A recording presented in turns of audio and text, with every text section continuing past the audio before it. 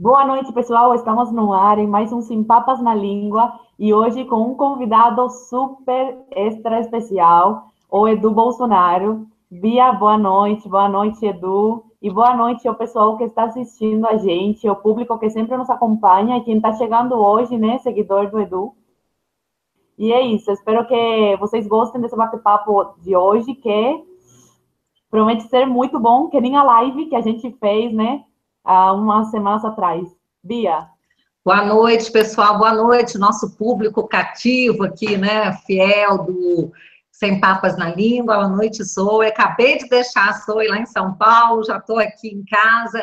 Edu, seja muito bem-vindo ao nosso Sem Papas na Língua e todo o pessoal que está aqui nos assistindo. Edu, fala aqui para o pessoal. Eu que agradeço a abertura do espaço, né? Oportunidade única para muitas pessoas baterem um papo aí, não só com a Bia, mas também com a Zoe, que é cubana, e é coisa muito difícil, né? A gente ter contato com um cubano que tenha conseguido sair da ilha dos irmãos Castro. Então, acredito que vai ser bem produtivo, e a gente vai abordar várias pautas interessantes. Então, o link está lá no meu Facebook, no meu Instagram, e no Instagram também você pode mandar perguntas aqui para a Zoe e para a Bia no nosso Hangout. Obrigado. Zoe, qual é o primeiro tema? Olha, vamos começar falando sobre a palestra de ontem, onde vocês dois participaram. Eu fui a plateia, né? E foi ótima. Então, eu acho que vocês deviam falar um pouco sobre isso. Eu vou falar o seguinte, o tema ontem, para quem não assistiu, no Parlatório Livre, que, aliás, eu sugiro que vocês também passem a conhecer, assinar, acompanhar o Parlatório Livre no Facebook, que ciclo de palestras, sempre temas muito interessantes. Ontem a gente falou sobre o caos na segurança pública, né? Eu e o Edu compartilhamos uma mesa sobre audiência de custódia. O Bené Barbosa, o Alexandre, outros falaram sobre a questão da política do desarmamento e essa falácia do desarmamento. Eu achei fantástico, uma plateia incrível, num sábado de manhã na Alesp. Então, fica aí o convite para que vocês sigam acompanhando o Parlatório Livre, porque no Brasil, assim como em grande parte do mundo, né, a gente observa que a mídia, né, ela não dá espaço para a gente tratar desses assuntos, para que a gente possa difundir o conhecimento verdadeiro. Então, esse espaço do Parlatório Livre é um espaço para isso, e as palestras são todas passadas também ao vivo, pelo canal deles. Edu, o que você achou do nosso encontro de ontem? O que você acha que ficou de mais, assim, importante? Eu achei sensacional. Agradeço mais uma vez o espaço, né, que o Parlatório Livre deu para a gente debater ali o problema da segurança pública. Pô, foi um show de bola. O general Paulo Chagas, ele arrebentou ali na exposição sobre Forças Armadas. O Benê sem comentários. O Coronel Paes de Lira também, que ele é muito técnico e ele apresenta muitos dados, os índices, né? Exatamente aquelas estatísticas que a imprensa não mostra para você, porque ela quer induzir você a pensar que ter uma arma é prejudicial ao cidadão, quando a gente sabe que, na verdade, é exatamente o oposto disso. E, com certeza, ali a mediação do Vinícius, a participação também do vereador Felipe Barros, lá de Londrina, foi bem enriquecedor. E está tudo gravado numa live que eu fiz no meu Facebook e também no Facebook do Parlatório Livre. Então, quando você tiver uma dúvida com relação a tudo isso que eu falei aqui, papel das Forças Armadas, desarmamento, audiência de custódia, segurança pública, vá lá e consulte, porque ali uma das maiores feras, as maiores feras do Brasil puderam expor os seus argumentos que embasam a sua posição, e até hoje eu não vi ninguém com argumentos reverter aí a posição desse time. Então, a gente sabe que os nossos opositores, normalmente é o pessoal da esquerda, eles utilizam de argumentos falaciosos, estatísticas mentirosas, ou então feitas, né, construídas através de uma metodologia mentirosa, e está lá registrado nessa live para vocês verem como é que a banda toca. Eu quero crer que não vai demorar muito, a gente vai mudar um pouquinho as coisas na esfera federal, né? Colocar nos ministérios pessoas que realmente entendam daquela pasta. E aqui eu abro um parênteses para falar até do Jair Bolsonaro, que ele provavelmente, né, ao que tudo indica, parece que será candidato em 2018 à presidência da República. E muitas pessoas perguntam para a gente, né? Poxa, Eduardo, mas como é que seu pai vai, caso ele ganhe, como é que ele vai ter a governabilidade? Primeiro, as pessoas já contam que nós vamos eleger um novo Congresso tão corrupto quanto esse que está agora. Realmente. Aí vocês, da sociedade, têm o que merecem, me desculpem. E segundo ponto, se for para fazer o toma lá da cá, esse joguinho que os políticos estão acostumados a fazer, de entregar ministério em troca de apoio, aqui e acolá, aí realmente, para fazer isso daí, a gente está fora do jogo então. Pontuado isso, abro aqui um novo parênteses, Bia, pelo seguinte, até me deu branco aqui. A gente pode formar bons ministérios com bons parlamentares. Por exemplo, eu sou fã aqui do Ronaldo Caiado. Eu acho que ele entende demais de agricultura. Ele, Valdir Colato, Nilson Leitão, Alceu Moreira. Outras pessoas entendem de outras pastas. Então a gente pode formar, sim, um bom ministério que vai gerar bons frutos, mas com pessoas competentes e não somente embasado na indicação política, porque esse daí é o primeiro passo para escancarar as portas para a corrupção. Então, pontuado isso aqui, já vou passar a palavra para a Zoe, porque acabei me estendendo um pouquinho. Não, eu queria completar que esse trabalho desse pessoal do Parlatório Livre, assim, é uma iniciativa muito legal deles, e eu acho que os jovens, né, como eu, deveriam assistir essas palestras, né, porque são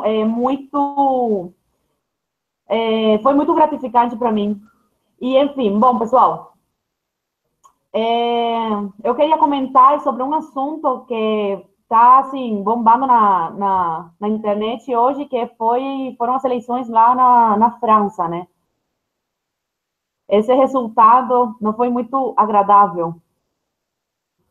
E é uma incógnita, né? O que será da França agora com o novo presidente?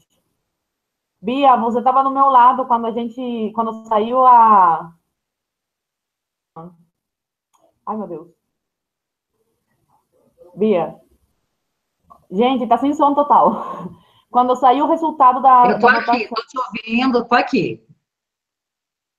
E aí, eu estava do lado da Zoe, a hora que a gente viu o resultado, né, que o Macron ganhou com 60 e tantos %, e, né, como sempre, a fake news comemorando e tratando Le Pen como se ela fosse a extrema-direita, que é como nós também somos chamados, porque, na verdade, ela é nacionalista, e a maior preocupação dela hoje, gente, é claro, é com essa política de imigração da União Europeia, né, de permitir que qualquer pessoa entre no território europeu e não tenha sequer que se adaptar aos costumes europeus, não precisa aprender a língua, recebe todo tipo de incentivo, do jeitinho que a nossa nova lei de imigração também propõe, né? Então, eu achei uma pena, o meu comentário foi: a França agora vai se afundar e vai arrastar a Europa junto, a Inglaterra fica sozinha, né? Se a Le Pen tivesse ganhado, isso seria um reforço incrível, tanto para a Inglaterra, quanto para o Trump, né? Mas, realmente, até uma amiga nossa comentou, eu achei interessante, ela falou, com essas eleições agora a França tem uma mulher no comando, e essa mulher se chama Angela Merkel. O que você achou disso, Edu? Realmente, né? A leitura que a gente faz é a seguinte: foi uma grande derrota para a esquerda. É porque o Lula deles não conseguiu nem ir para o segundo turno. Entenderam mais ou menos como é que é a coisa? Mas, como tudo que chega para cá chega deturpado, porque a gente sabe que essa tese é uma tese sim globalista, quem tem 2 neurônios consegue perceber isso. Os jornais The Guardian, Le Monde, New York Times, El País, são jornais que sempre trazem para cá uma visão deturpada dos fatos, e com certeza, quando eles levam a visão aqui do Brasil lá para fora, pintam também da mesma maneira. Eu assino embaixo o que a Bia falou. Eu acredito que, infelizmente, a França vai ter que sofrer um pouquinho mais, né, as consequências dessa imigração desenfreada. Meus caros, não adianta você ter peninha, eu morro de pena também do pessoal refugiado. Mas para pensar comigo. Será que só agora eles perceberam que Estados Unidos e Europa é um bom lugar para se morar? Por que de uma hora para outra, esses milhões de refugiados, né, ou ditos refugiados, começaram a invadir a Europa? Isso não está muito estranho, não? Por que isso aí não ocorreu nos anos 70, 80, 90, e de uma hora para outra, bum! Nossa, Europa é rica, vamos todo mundo para lá. Isso aí faz parte, sim, dessa tese globalista de um mundo sem fronteiras, e eles acreditam que eles estão trabalhando para que no futuro nós tenhamos uma sociedade igual. Mas, em todos os lugares no mundo onde se pregou essa sociedade igual, sempre houve um desvio no meio do caminho e acabou em sangrentas ditaduras. China, União Soviética, Vietnã, Camboja, dentre outros exemplos, sempre tiveram ali líderes de esquerda, comunistas, hoje em dia, né, não se fala mais de comunismo, é socialismo, né? Mas que mataram milhões de pessoas. A gente está vendo os atentados aí ocorrendo de maneira desenfreada. E, ao que parece, a França vai manter a sua política migratória ou vai fazer alguma coisinha para inglês ver ali, para dizer que continua sendo um país paz e amor, humanista, mas não pensam isso, né? Quando alguém fuzila todo mundo na Champs-Élysées, ou quando fuzila todo mundo no Bataclan. França, inclusive, que tem uma legislação muito rígida com relação ao controle de armas, então não tinha ninguém armado por perto ali, até porque lá as boates são gun-free zones, são áreas livres de armas. Nada melhor do que um local desse para você fazer um atentado e fuzilar todo mundo. Então, o que parece, a França vai ter que ir um pouquinho mais, infelizmente, ao fundo do poço para perceber que não é com boas palavras que você combate o terrorismo. Terrorista é criminoso, e criminoso só entende uma linguagem, a da porrada, a da bala. Se ele não tiver medo das Forças Armadas ou da polícia, ele vai continuar fazendo isso tudo. Aí você fala, mas o terrorista às vezes ele até se explode. Perfeito. Como é que a gente faz para ele não se explodir no meio de todo mundo? Evita dele entrar no seu país. Qualquer país sério tem um controle rigoroso sobre a vida pregressa, um controle sanitário, exigem vacinas suas quando você vai para um desses países. E por que aqui no Brasil e em outros lugares do mundo a gente não vai ter esse tipo de controle? A gente não coloca ninguém que a gente não conheça dentro da nossa casa. E o nosso país é a nossa casa. Um ato reflexo dessa política frouxa também é o quê? A gente vai ter que gastar mais dinheiro, mais efetivo da Polícia Federal, que representa a Interpol aqui no Brasil, para pegar esses refugiados que entraram aqui no país, mas estão pedidos pela Interpol. Então, assim, é um total prejuízo. Lembrando aqui, deixando bem pontuado, que nós somos a favor de uma migração. Mas isso daí que está ocorrendo não é solidariedade, é irresponsabilidade. Eu sou descendente de italiano, a Zoe, que está aqui com a gente no Hangout, é cubana. Se nós fôssemos xenófobos, né? Eu não sei, eu acho até que nós seríamos masoquistas, então, né? Ou estaríamos indo contra os nossos avós. Fala pra gente um pouquinho aí, Zoe. Eu estaria indo contra mim mesma, né? Olha o que aconteceu semana passada na Paulista, né? Jogaram uma bomba, esses imigrantes lá, e ainda essa lei de imigração não passou. Imagina se passa. O que vai acontecer? Um caos total no país. Eu sou estrangeira, mas quando eu cheguei aqui no Brasil, eu me adaptei às leis, à cultura do país. Porque eu sou a estrangeira, eu sou a estranha no país, então eu tenho que me adaptar. Então, assim, eu queria aproveitar esse tema sobre a França para falar sobre o Brasil. Se essa lei vai ser um completo caos. E o absurdo é que o governo, ao invés de defender os brasileiros, está defendendo esses imigrantes. Estão querendo processar os manifestantes que se manifestaram na Paulista semana passada e que foram atingidos pela bomba. Bia, você que é advogada, você pode falar um pouco melhor sobre isso? Sim, na verdade, eu li uma matéria no G1 falando que o secretário adjunto da Flávia Piovani, que ele é secretário adjunto de Direitos Humanos, que é ligado ao Ministério da Justiça, e, diga-se de passagem, foi chefe de gabinete do Jacques Wagner, então dá para ver a linha, né? que ele segue, a linha ideológica. Ele deu uma entrevista dizendo que os manifestantes da Paulista, o pessoal lá da direita São Paulo, do Juntos pelo Brasil, os manifestantes que estavam lá, pedindo ao presidente que vetasse a lei de imigração, que eles estavam cometendo, como não existe no Brasil um tipificado crime de ódio, mas eles diziam que seria crime de ódio, só que não é crime ainda no Brasil, crime de preconceito em razão da religião, em razão da procedência, da nacionalidade das pessoas, sendo que os caras soltaram uma bomba, sírios soltaram uma bomba na Paulista, feriram pessoas que estavam se manifestando pacificamente. Quando, Edu, você acompanhou bem, obviamente, você é deputado, quando passou a lei antiterror, né, na Câmara e no Senado, quando eu estava sendo estudado na Câmara, tinha um projeto de lei do Alberto Fraga, tinha um projeto de lei de vários deputados, e o relator era o Arthur Maia. E eu conversei com o Arthur Maia na época e falei que aquele projeto que ele estava aprovando não era bom, porque o projeto, ele excluía... primeiro, o projeto do Arthur Maia, ele era o relator, né, não era dele, aquele projeto, ele colocava como... tipificava o terrorismo baseado na motivação da pessoa, e não no ato.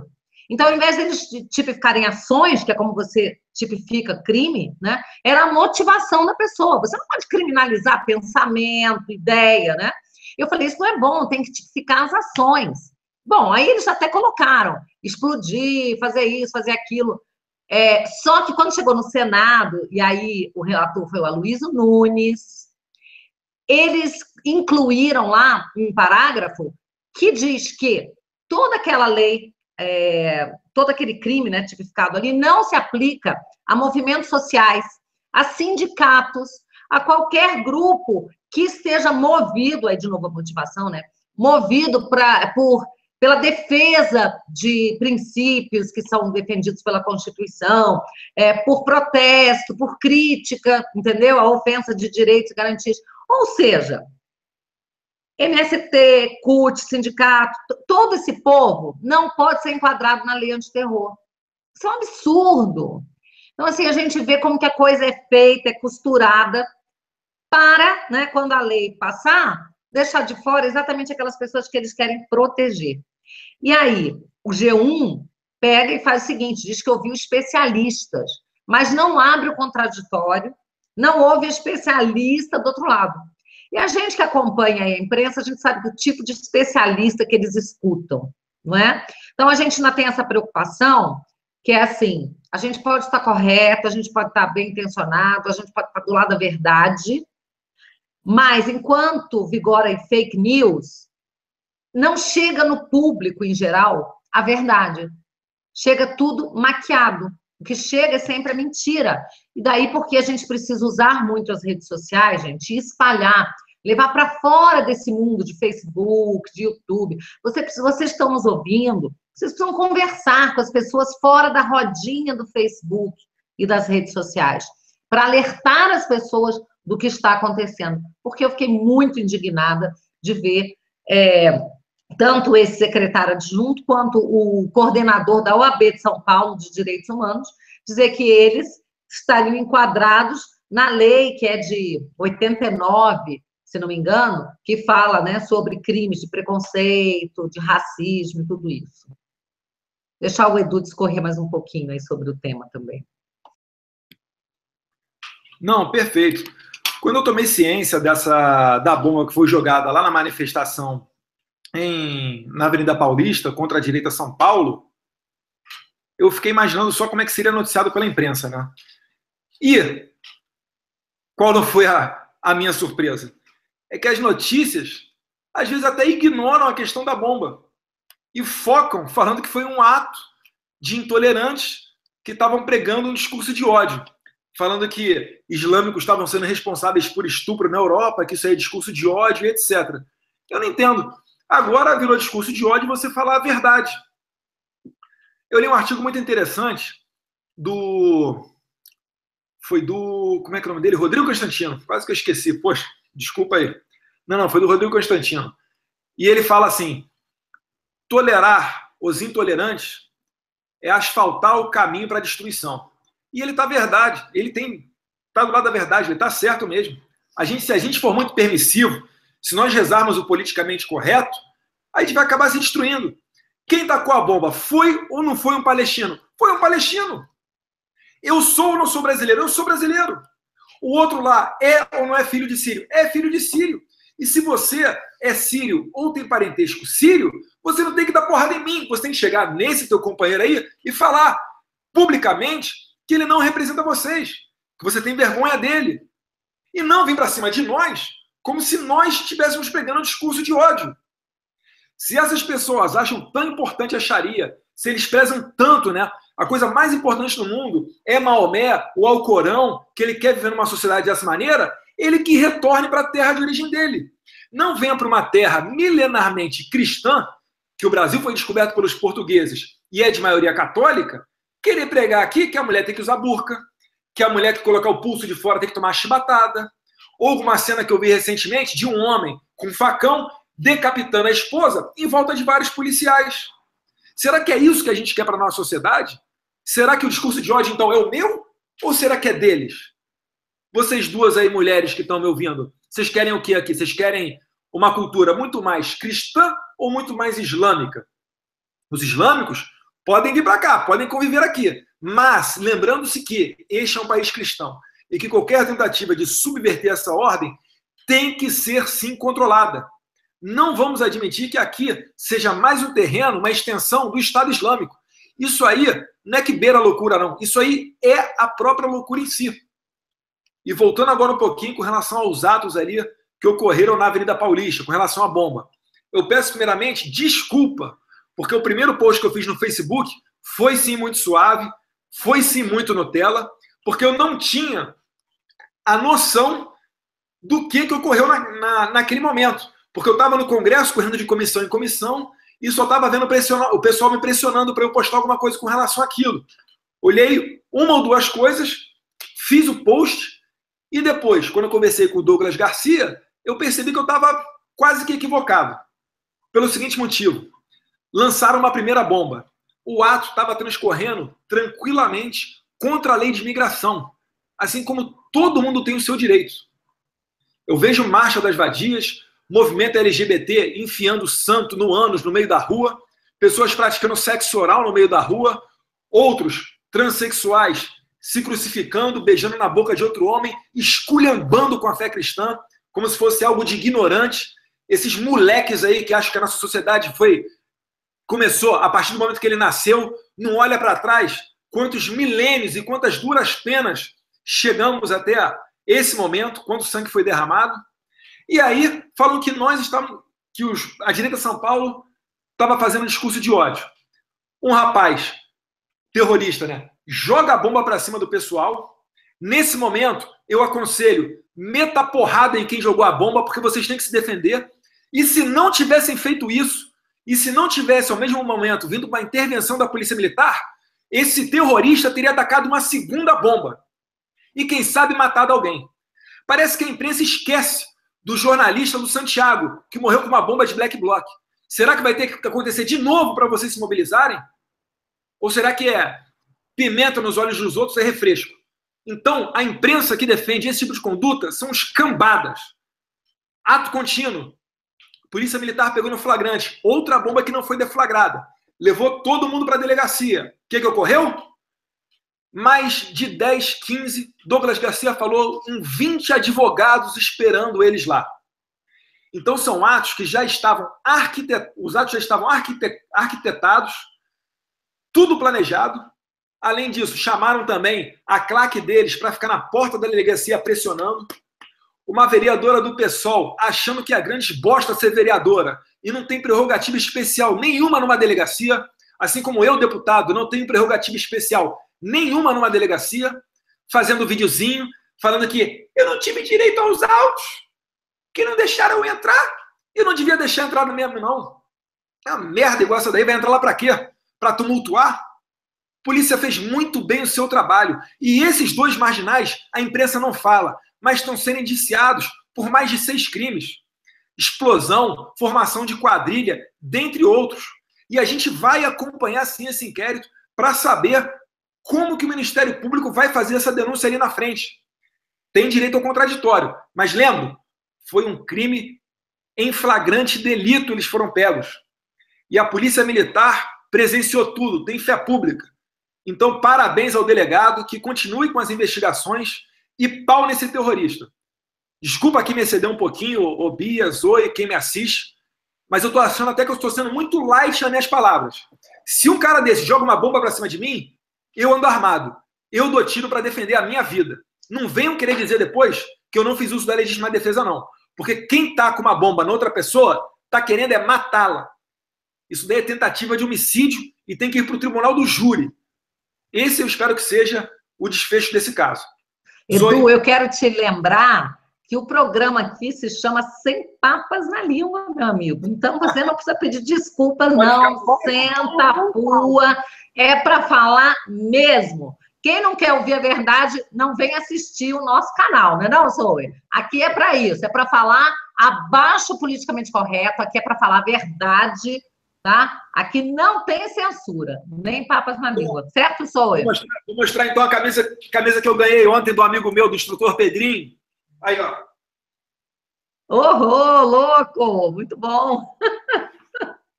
Meus cães de guarda aí, ó, preparados. Eu tô aqui com a do Portal das Armas, do desarmamento. Não dá para mostrar aqui, ó.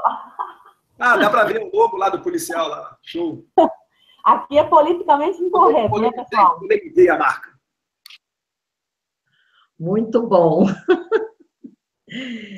É, gente, é bomba mesmo, né? Eu vou te contar, é muita bomba. E um assunto vai levando ao outro, né? A gente já falou da eleição na França, falou da imigração, falamos aqui também da bomba. E aí, Edu, eu recebi uma notícia ontem, até falei isso lá na audiência, sobre a questão do voto impresso. E eu vou te pedir para você olhar de perto isso, porque você sabe, né? A nossa luta pelo voto impresso. E aí a gente tem uma emenda constitucional, foi seu pai que conseguiu, que liderou esse movimento lá na Câmara. E agora eu ouvi falar que o Gilmar Mendes só vai colocar, acho que de 600 e tantas mil urnas, só vai mudar 34 mil. É preciso que a gente, o povo aqui, acompanhe, mas o Edu também esteja lá dentro como um cão de guarda, né, Edu? E passe para a gente essa notícia, porque para a gente poder acompanhar isso de perto, porque não é possível isso. Mais um golpinho aí contra a gente, né? Sim, eu vou tratar dessa matéria aí essa semana, quando eu estiver de novo com o Jair Bolsonaro. Ele até teve sexta-feira em São Paulo, mas eu estava lá em Campinas, na Escola Sem Partido. Mas com certeza essa semana a gente tem que se encontrar para ver uma maneira da gente fazer pressão, pelo menos, né, para o Gilmar Mendes mudar isso. Porque não adianta nada a gente ter um apoio de, poxa, milhões de pessoas, esse trabalho todo que a gente está tendo, e chega em 2018, a gente ficar refém novamente das urnas. Sendo que já é lei, né? Está na legislação infraconstitucional, a questão do voto impresso. Paralelamente a essa lei, está correndo também, agora no Senado, uma PEC aprovada pela Câmara já, está no Senado, a PEC da reforma política, e já aprovado o voto impresso. Porque se estiver na Constituição, fica mais rígido, né? Fica mais sedimentado no nosso ordenamento jurídico a questão do voto impresso. Querer colocar só 30 mil urnas com voto impresso é golpear a nossa democracia. A gente tem que colocar de 100%. Ora, uma impressora não é algo tão difícil de se colocar ao lado da urna eletrônica. E que, para o pessoal entender, o voto impresso não é que você vai votar ali e levar um cupom comprovando em quem você votou. O seu voto, você não vai ter contato com ele. Você vai digitar o seu número, ele vai ser computado na urna eletrônica e um papel vai cair numa urna. Caso as pessoas tenham dúvida sobre aquela sessão eleitoral, se ali teve ou não fraude, pelo menos a gente vai ter a possibilidade naquela sessão ou naquela zona de recontar novamente os votos através de voto impresso. Essa aqui é a jogada. Você vai saber que o seu voto está lá, ó. Meu papelzinho caiu ali, tá bonitinho. É isso aí, Bia. Obrigado aí de novo pelo feedback. E passa a palavra para a Zoe.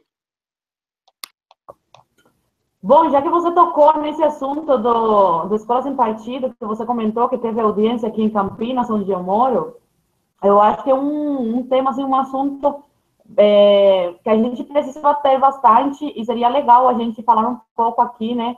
O Edu e a Bia que estão bem por dentro, e eu que também bato muito nessa tecla, porque eu, como cubana, eu vejo o que acontece em sala de aula, já fui vítima também, então, para mim, é uma coisa muito preocupante, porque nós, jovens, né, eu tenho 17 anos, somos o futuro desse país. Então, o que acontece em sala de aula, os alunos saem com a cabeça totalmente feita, né? Totalmente esquerdizada. Então, me preocupa muito o futuro do Brasil em relação a isso. E eu queria, Edu, que você comentasse um pouquinho com a gente sobre como anda o processo, né, do Escola Sem Partido. Perfeito. Antes de eu falar, Zoe, você pode contar um pouquinho para a gente aí como é que funciona lá em Cuba essa questão de doutrinação? Lá tem doutrinação, o pessoal enaltece até hoje a Revolução Comunista, que colocou ali Cuba, né, um dos principais países econômicos da América Latina, para hoje em dia ocupar uma das últimas posições. Conta um pouquinho para a gente como é que funciona essa parte aí em Cuba, do sistema de ensino, Che Guevara, Fidel, Revolução. Olha, na verdade, a gente já nasce sendo doutrinados, porque desde criança a gente é ensinado, né, sobre a Revolução, a gente não tem outra visão a não ser essa. Nas escolas, todos os dias é obrigatório fazer esse sinal aqui, falar seremos como el Che, então dá para ter uma ideia mais ou menos de como ocorre a doutrinação lá em Cuba. Não tem um único livro sobre história cubana, é a história verdadeira. Tudo, completamente tudo, é manipulado. A gente não tem a opção de comentar em sala de aula uma opinião contrária, né? A que eles ensinam em sala de aula. A gente não vê a história do mundo, a gente só vê a história de Cuba, e sempre os professores, né, da Revolução Cubana. E é isso. É o que está acontecendo aqui no Brasil. E não me surpreende, Zoé, sabe por quê? Quando eu fui em Israel, eu visitei o Museu do Holocausto lá. E, para minha não surpresa, uma parte do museu tinha ali livros, né, escolares, ensinando. Tinham caricaturas, né, o judeu sempre com o nariz avantajado, ou então um poderoso banqueiro, orelhudo, demonizando os judeus, porque isso daí também asfaltou o caminho para depois que viessem os campos de concentração. A gente sabe, né, que durante a guerra lá na Alemanha, os nazistas faziam propaganda falando que os campos de concentração eram lugares muito bons, que os judeus estavam lá para melhorar de vida e depois retornarem à sociedade. Tinha o caminho, né, da cidade até Auschwitz, depois de Auschwitz, de volta para a cidade, para quem entrasse no trem, achasse que era um caminho de ida e volta, quando na verdade era só de ida, porque eles morriam nas câmaras de gás. E agora a esquerda percebeu que isso daí é uma grande jogada para você conseguir ganhar apoio da sociedade e, de mais ou menos 50 anos para cá, vem trabalhando fortemente a questão da doutrinação. Mais recentemente, saindo até das universidades e entrando nas escolas de ensino fundamental, ensino médio. Se você tem alguma dúvida disso, eu sugiro que coloque no YouTube e assista qualquer das palestras do professor Miguel Najib, pois ele mostra ali pelo menos uma meia dúzia de casos escandalosos. E a gente está falando aqui de doutrinação ideológica. Não caia na deles, não, achando que e o professor quer ensinar darwinismo e o aluno for a favor do criacionismo, como é que vai ficar isso? Não é disso que a gente está falando. O professor ele tem por obrigação mostrar as correntes doutrinárias. Ele não pode, por exemplo, falar de história e falar somente de mencheviques e bolcheviques. Falar que não existia Mises, falar que não existia Hayek, ou então colocar que aqui no país houve uma sangrenta ditadura, sendo que, na verdade, pessoas como o Coronel Brilhante Ustra combateram terroristas. Para vocês terem noção, nos tempos do regime militar, é como se esse terrorista que tacou uma bomba lá na direita São Paulo fosse um revolucionário, fosse uma pessoa digna de ter o seu nome numa ponte. E, ora, cá entre nós, né? Eu não vou me aprofundar muito no assunto, mas os militares colocaram o país para sair da 47ª, 48ª economia do mundo para ser a 8ª. Quem não pegou em armas não teve problema naquele tempo.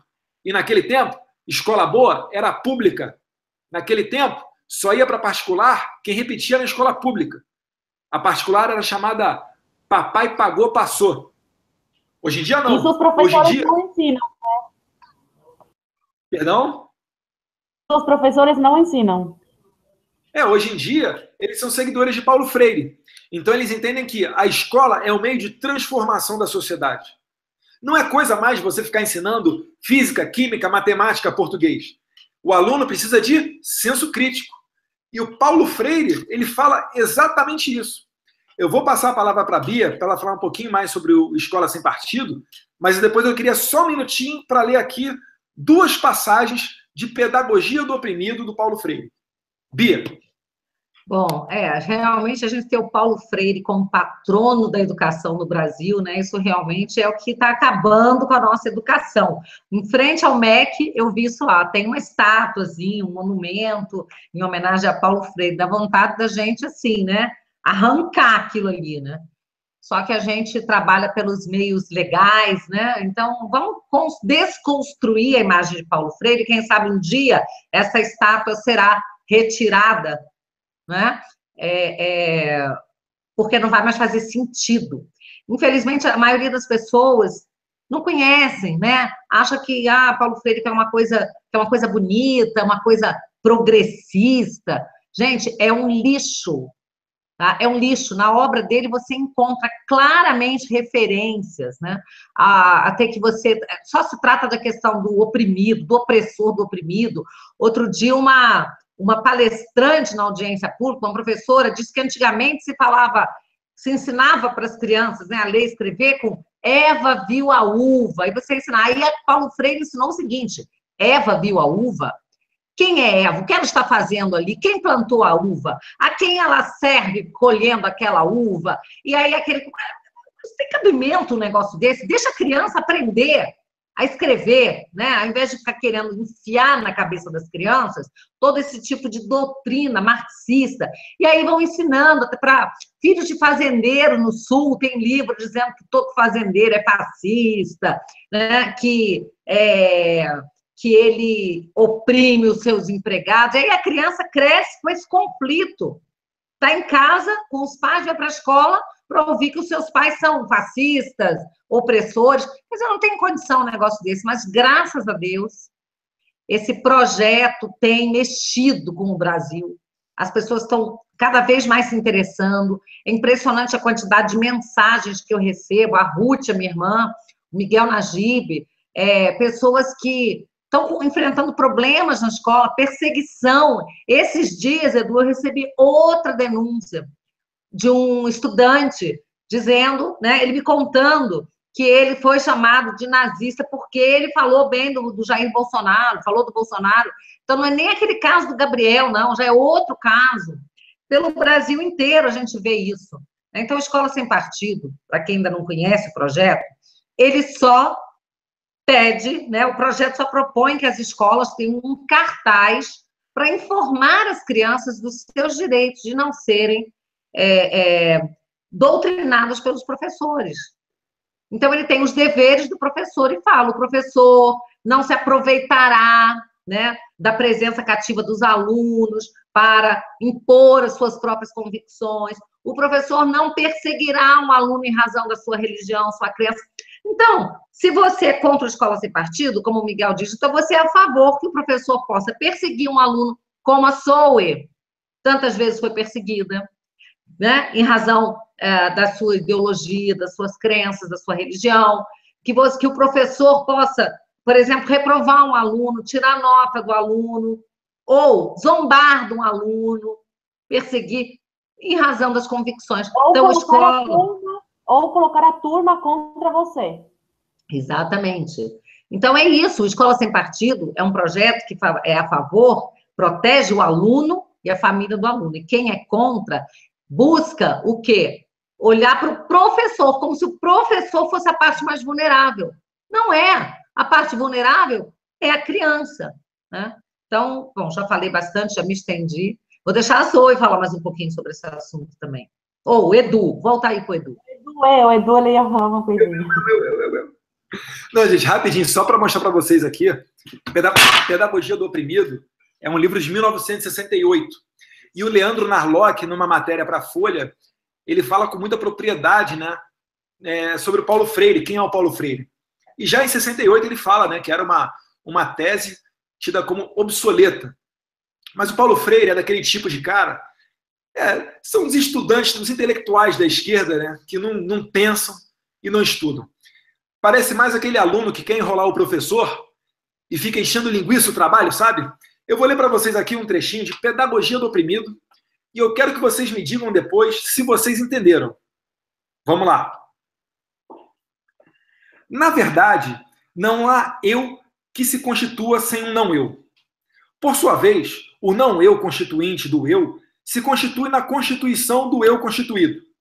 Desta forma, o mundo constituinte da consciência se torna mundo da consciência, um percebido objetivo seu, ao qual se intenciona. Daí a afirmação de Sartre, anteriormente citada, abre aspas, consciência e mundo se dão ao mesmo tempo, fecha aspas. Alguém entendeu alguma coisa? Isso daí é o intelectual patrono da educação brasileira. Mas agora eu dou um passo adiante. Preste atenção, porque ele vai legitimar essa violência que ocorreu contra a direita São Paulo. Reparem bem, outra passagem. Inauguram a violência os que oprimem, os que exploram, os que não se reconhecem nos outros. Não os oprimidos, os explorados, os que não são reconhecidos pelos que os oprimem como outro.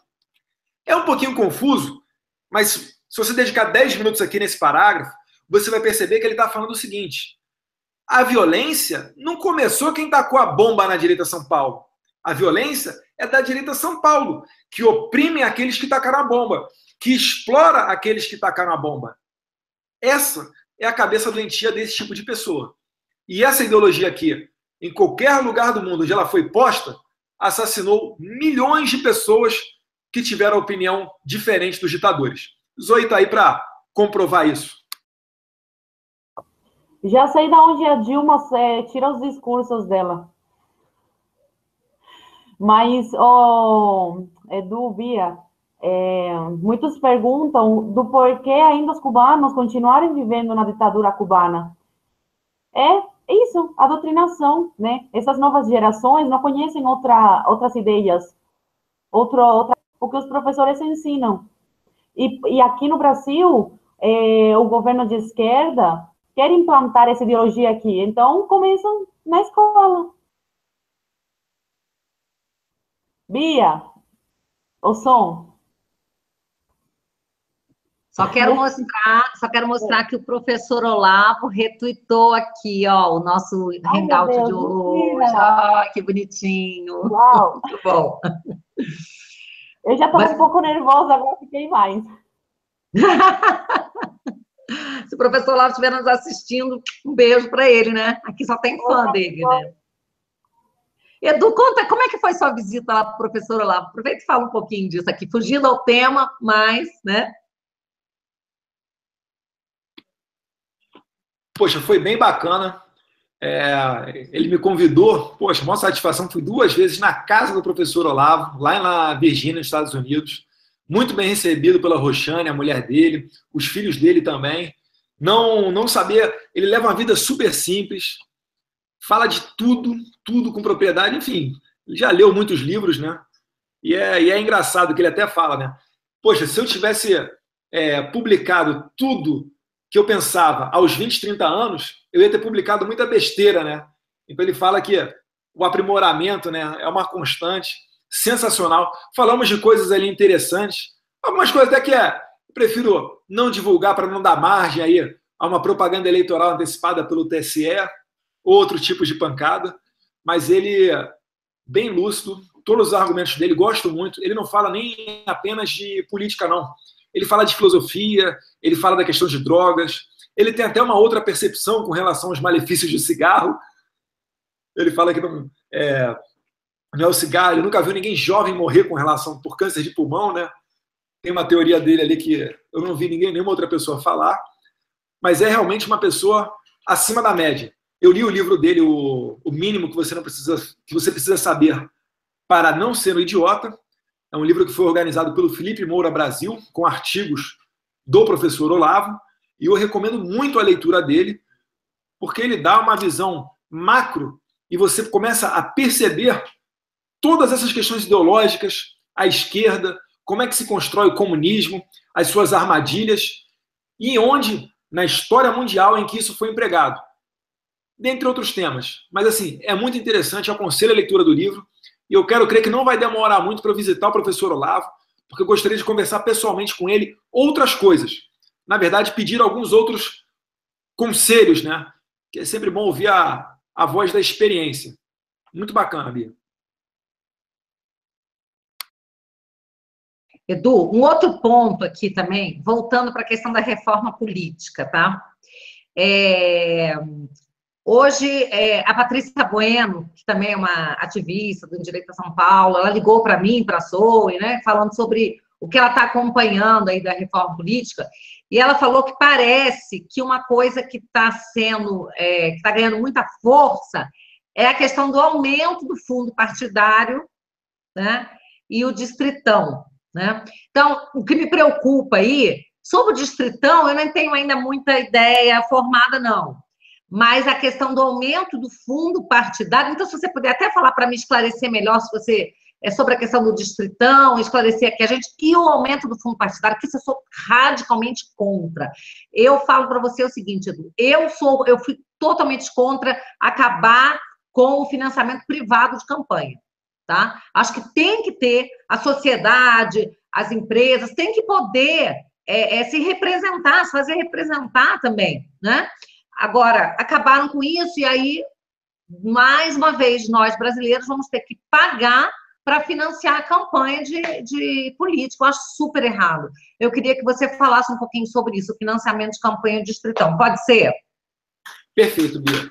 O meu receio com relação ao distritão, eu já até falei favoravelmente, mas hoje em dia eu repensei. Eu não creio que seja uma boa. Por quê? Porque com o distritão, por mais que, por exemplo, o Jair Bolsonaro ou alguém da direita arrebente de votos para uma eleição proporcional, como deputado federal, deputado estadual, isso daí faria o quê? Faria com que somente fosse a voz dele chegando lá no Congresso.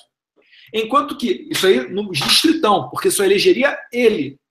Enquanto que a esquerda se organiza de uma maneira muito melhor, muito mais organizada, né? E eles colocariam poucos candidatos para se candidatarem, garantindo assim um número de cadeiras. Edu, vamos começar pelo começo, então, que eu acho que não está claro para muita gente. O que é o distritão? O que é o sistema distritão? Desculpa aí, é porque a gente já está no meio ali, então a gente fala e esquece às vezes de explicar as coisas. O distritão é o seguinte: quem tiver mais votos, entra. Então, a gente vai pegar, por exemplo, São Paulo tem 71 deputados, pega os 71 melhores votados e entram. Só que quando você vota, por exemplo, estou falando na teoria, de alguém de um partido, é porque naquele partido existem pessoas que pensam semelhante. Então, numa eleição proporcional, você votou muito no Marco Feliciano ou no Eduardo Bolsonaro, você vai puxar outra pessoa do PSC.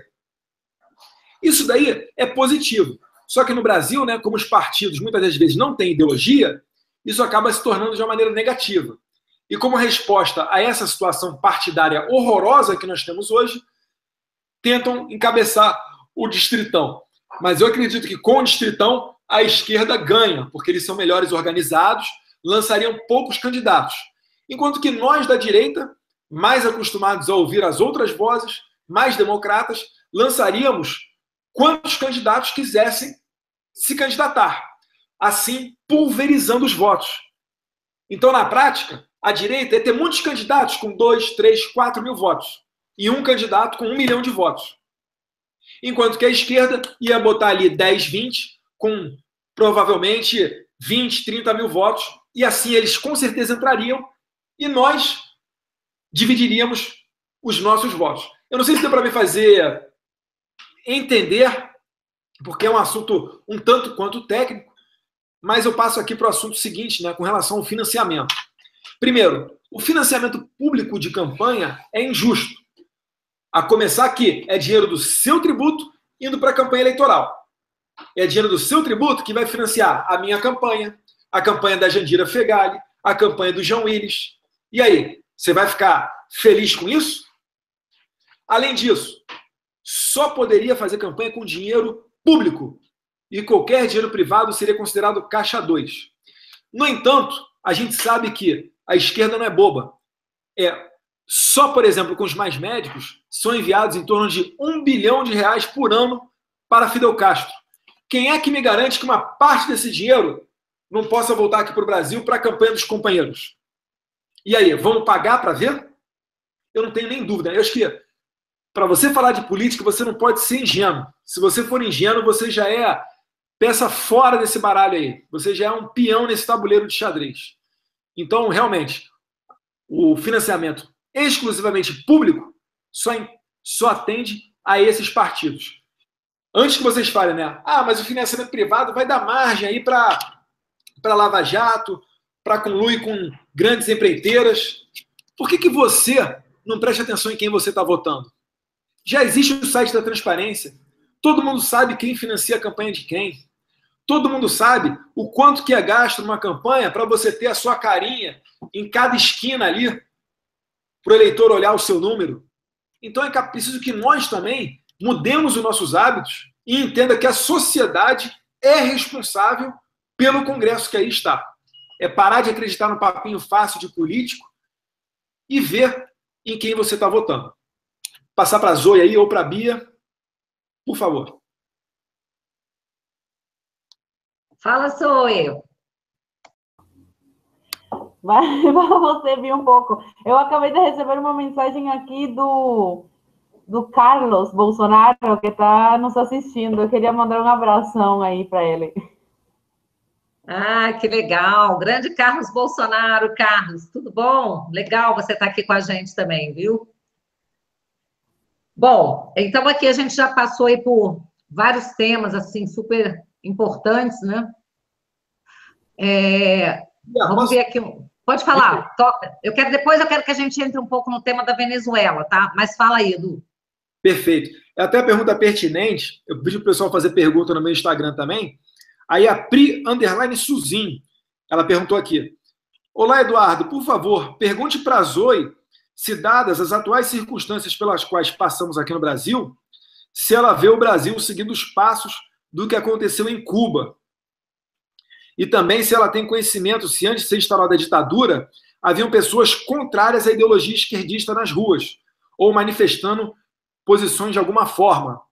Então a pergunta para a Zoe, eu acho que dá um gancho bom para a situação na Venezuela. Zoe, manda ver. Repete, por favor, que cortou. A Prissuzinha, ela está perguntando. Pergunta para a Zoe se, dadas as atuais circunstâncias pelas quais passamos, se ela vê o Brasil seguindo os passos de Cuba.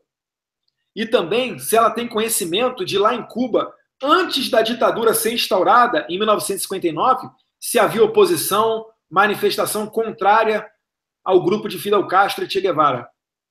Olha, eu sempre comento no Zangot sobre isso. Eu acho que o Brasil, sim, está se encaminhando para um país socialista. Não sei se virá a ser um país socialista, porque é muito grande, então é muito difícil implantar essa ideologia. E também porque o brasileiro agora está acordando, aos poucos, mas está acordando. Então as pessoas estão tendo uma noção maior sobre esse tema. E assim, a gente, pelo menos, ainda tem internet, tem várias coisas que lá em Cuba não tem. A gente sabe, a gente tem a oportunidade de não deixar o Brasil virar o que virou Cuba. E em relação a se tinha oposição antes de se implantar a ditadura, sim, tanto que quando Fidel entrou no poder, ele abriu, né, o mar para os brasileiros, os cubanos, perdão, que quisessem ir embora, que fossem contra a Revolução Cubana, pudessem sair do país. Então, muitos cubanos saíram por causa disso. E também eles mandavam crianças. Se não me engano, o projeto se chamava Projeto Peter Pan, alguma coisa assim, que as famílias que quisessem mandar seus filhos para fora de Cuba, para Miami, podia mandar. Então, tem muitas histórias de pessoas que eu conheço que foram embora e nunca mais reveram suas famílias, porque a família, como não tinha condição durante a Revolução de ir embora, mandavam seus filhos para terem um futuro melhor. Então, sim, tinha oposição em Cuba. Perfeito. E só para complementar aqui, Zoe, uma pergunta aqui do Facebook, da Paulinha Naime. Como é a exploração do turismo lá em Cuba? Sei que tem duas moedas e etc. Mas quero saber como os turistas não veem a calamidade do povo cubano e se revoltam. Ela está perguntando aqui, o turista, ele vive, ele vê tudo isso aí, como é que o cubano vive? E a outra questão é com relação à dupla moeda. Tem duas moedas em Cuba, o CUCS e a moneda nacional de Cuba, que é oficial. Os cubanos, eles recebem em moneda nacional. É mais para os turistas. Quando eles entram lá, eles entram com dólar. Então, eles têm que trocar a moeda por CUCS e o governo acaba lucrando muito com isso. Então, uma estratégia do governo, tanto que eu falei isso na live com você e com o Bolsonaro. O turismo em Cuba é o seguinte: tem a Cuba dos cubanos e tem a Cuba dos estrangeiros, assim, na cara dura. De um lado, digamos assim, na esquerda tem aquela Cuba linda, que é a que aparece na TV, aqui, e na direita, a Cuba dos cubanos. E não dá, Zoe, para assim, e não dá assim para o turista chegar lá no resort em Cuba, pegar o carro e se meter no meio da sociedade cubana, não? Olha, eles até podem, mas assim, eles têm que ser muito discretos, porque se o governo perceber alguma coisa, ou eles expulsam o estrangeiro de lá, ou eles vão prejudicar o cubano que estiver acobertando essa situação, né? Para o governo que estrangeiro saia falando as verdades sobre Cuba. E em relação aos cubanos estão revoltados, né, com essa situação. Outros foram vítimas da doutrinação e até hoje acreditam nessa Cuba socialista. Assim, lá em Cuba não tem armamento, não tem internet. O cubano não tem como se revoltar contra o governo. As forças armadas são tudo, pertencem ao governo, né? O Raul Castro, ele era o chefe das forças armadas lá em Cuba antes de ser presidente. Então está tudo assim ocupado pela revolução dos Castro. Então é muito difícil e por isso a maioria das pessoas opta por sair do país, porque chega um momento que você tem que decidir se você quer lutar pela sua vida ou se você quer lutar por um país que já não tem, não vai perder sua vida lá e não vai mudar nada, absolutamente nada. Então, por isso eu optei por sair de lá. Muita gente me critica, né? Fala que eu tenho que voltar para lutar pelo meu país, mas eu acho que eu consigo fazer mais por ele aqui fora, denunciando todas as atrocidades do governo castrista do que lá dentro. E uma última pergunta aqui, antes de passar para a Bia, e eu ia tomar a liberdade aqui de pedir para a Bia comentar um pouquinho a questão da Venezuela, mas só para finalizar aqui, ó, o André Kitsune pergunta para a Zoe por qual motivo os atletas que deveriam representar o país, coisas com muito sonho, aproveitam a oportunidade durante as Olimpíadas para fugir e não voltar ao país. E emenda aqui o... Cadê? Tinha outra pessoa que estava perguntando sobre o Mais Médicos também. O que você acha do Mais Médicos? Por que os Mais Médicos ele não foge daqui? Ele pergunta se é por causa do salário que ele fica, ou se é por causa da família que fica refém em Cuba, ou então a doutrinação ideológica que esse médico sofre, para você ver se consegue falar um pouquinho sobre isso também. Tá, a primeira pergunta foi sobre o Mais Médicos, a segunda. E a primeira foi sobre os atletas que vêm para as Olimpíadas ou para a Pan-Americana e fogem. Então, atletas, é uma coisa assim, vou resumir em uma frase. Aqui no Brasil, bom, não é uma frase não. Aqui no Brasil, os atletas têm todas, assim, têm privilégios, né? Tem todos, assim, médico, tudo. Lá em Cuba, não tem comida, não tem assistência, precária. Então, desanima qualquer atleta. É simples assim. Por isso, eles desertam. E eu, sobre o Mais Médicos, eu não concordo com o Mais Médicos. E, assim, eu critico muito esses cubanos que participam disso. Porque eu acho da parte deles muito hipócrita. Porque eles acabam colaborando com essa ditadura. Sim, eu sei que você saindo do país, mesmo ganhando a mixaria, que os médicos cubanos ganham, porque o governo cubano fica com metade do salário deles, ganhando pouco, lá em Cuba é muito. Então, eles conseguem ter uma vida menos miserável comparada com a vida do resto dos cubanos. Muitos deles são infiltrados, que são os que falam bem da ditadura cubana aqui, né, no Brasil. Muita gente vem falando, eu falei com médicos, eles falaram, nossa, que lá a medicina é muito boa, etc e tal. Esses são os infiltrados. Tem os outros que são hipócritas, né, e que acabam colaborando por medo de que aconteça alguma coisa com suas famílias, ou que o governo cubano não mande eles mais fora do país.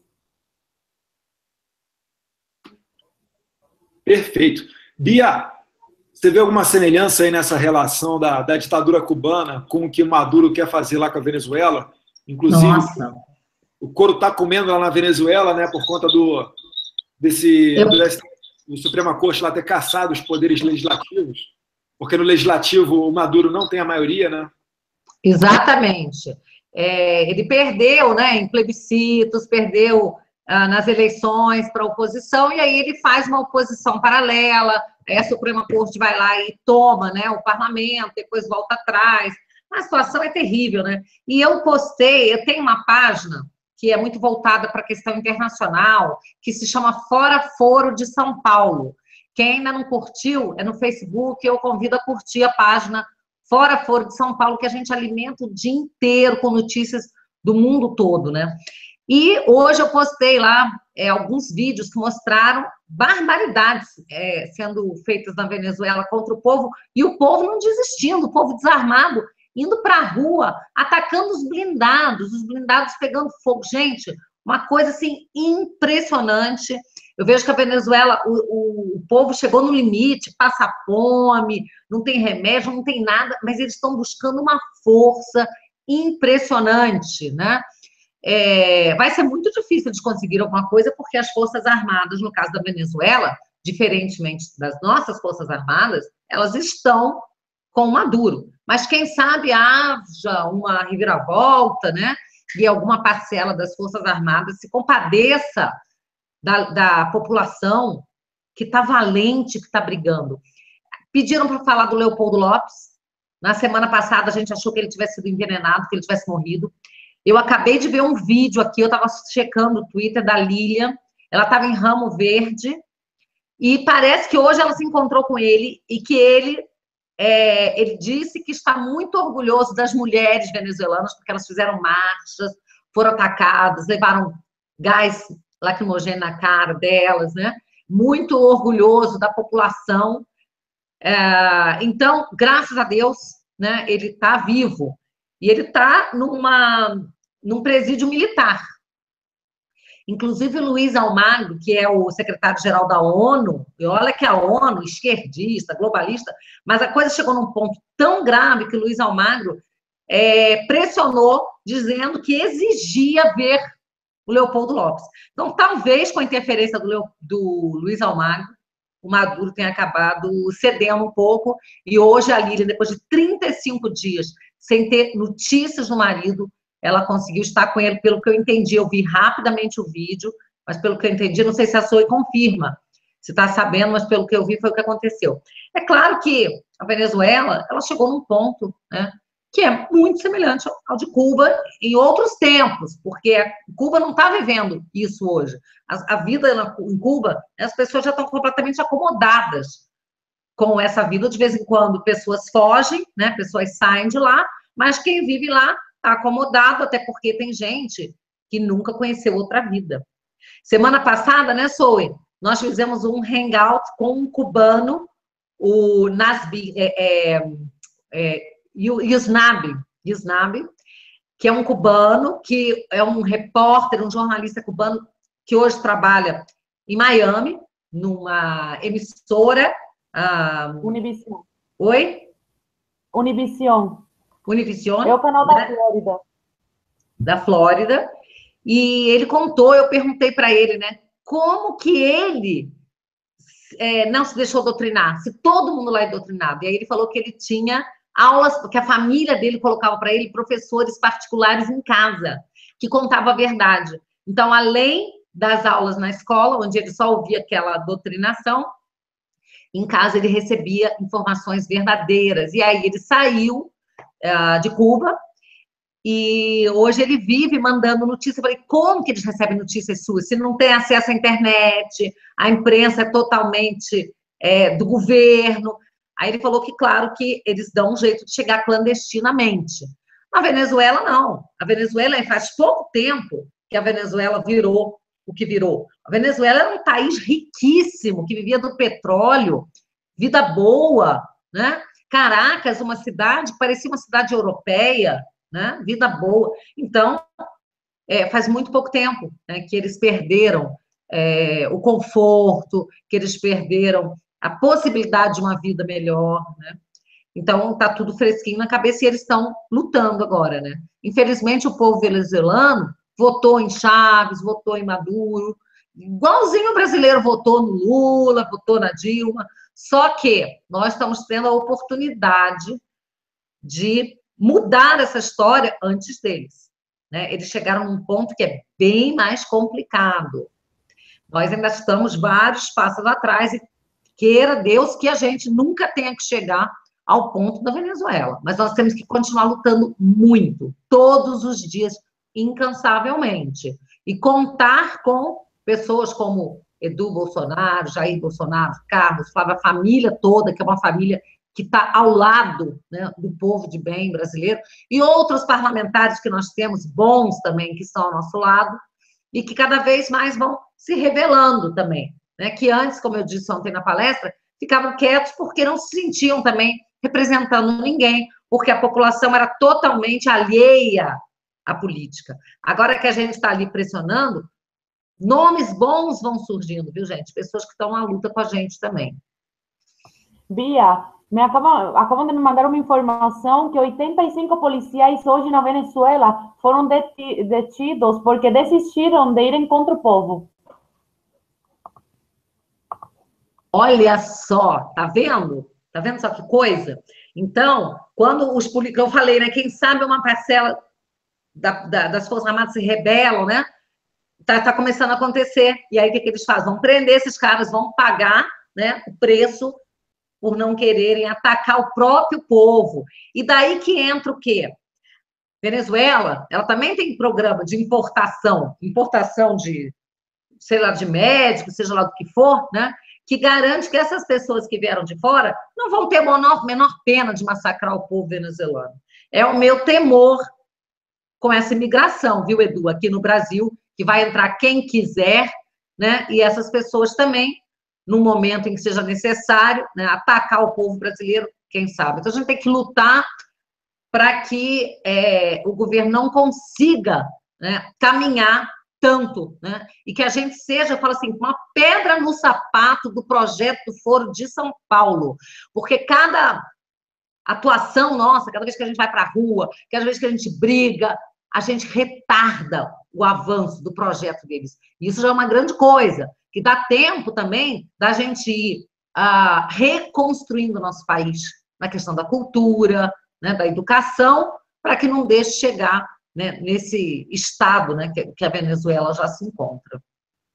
Sim, isso daí me lembra até a questão do Chile, né? Quando o Pinochet assumiu lá, não tinha uma maneira diferente de negociar, porque lá haviam 30 mil cubanos. E a estimativa hoje é que na Venezuela existam 80 mil cubanos através desses programas. Inclusive, como os cubanos sofrem lavagem cerebral desde que nascem, a segurança, os guardas-costas oficiais de Maduro são cubanos. Eu vou divulgar daqui a pouco um vídeo, que é um vídeo do Hugo Chávez, né, o democrata Hugo Chávez, dele falando, antes de ser eleito, falando, você pretende fazer algum tipo de estatização? Aí ele, não. Ele até fala, né, algum controle da mídia? Ele, não. O governo já tem o Canal 8, o canal público, então não tem necessidade de você criar mais coisa pública na mídia. No final, ele chega a convidar os investidores internacionais a investirem na Venezuela, que está de braços abertos para os investidores internacionais. Então, realmente, eles fazem de tudo para chegar no poder. Mas como tem também eleitor descarado, né, que gosta de ser enganado, aí realmente fica complicado. Eu quero que o Brasil não precise chegar à atual situação da Venezuela. Um povo desarmado que está sendo massacrado pelas suas próprias forças armadas. Lembrando que Hugo Chávez veio das forças armadas. E aqui no Brasil, as nossas forças armadas bancaram a saída de Dilma Rousseff, porque falaram diretamente para o governo: olha, nós não vamos embarcar nessa historinha de estado de sítio. Se o couro comer, se o pau cantar, nós estaremos do lado dos brasileiros honestos e não dessa corja comandada por petistas que só querem aqui implantar o comunismo. Então engana-se quem acha que as Forças Armadas estão fora do tabuleiro político, né? Ah, eu grito tanto para as Forças Armadas fazer isso, aquilo, eles não fazem nada. Meus caros, ninguém ali é burro, não. Mas as Forças Armadas realmente têm que tomar um cuidado especial, porque até hoje, mesmo após 30 anos passados do regime militar, ainda hoje dão porrada neles à torta e à direita. E qualquer um que tente falar o contrário é massacrado. Vide o voto do Jair Bolsonaro no impeachment, citando o coronel, por citar o coronel Brilhante Ustra.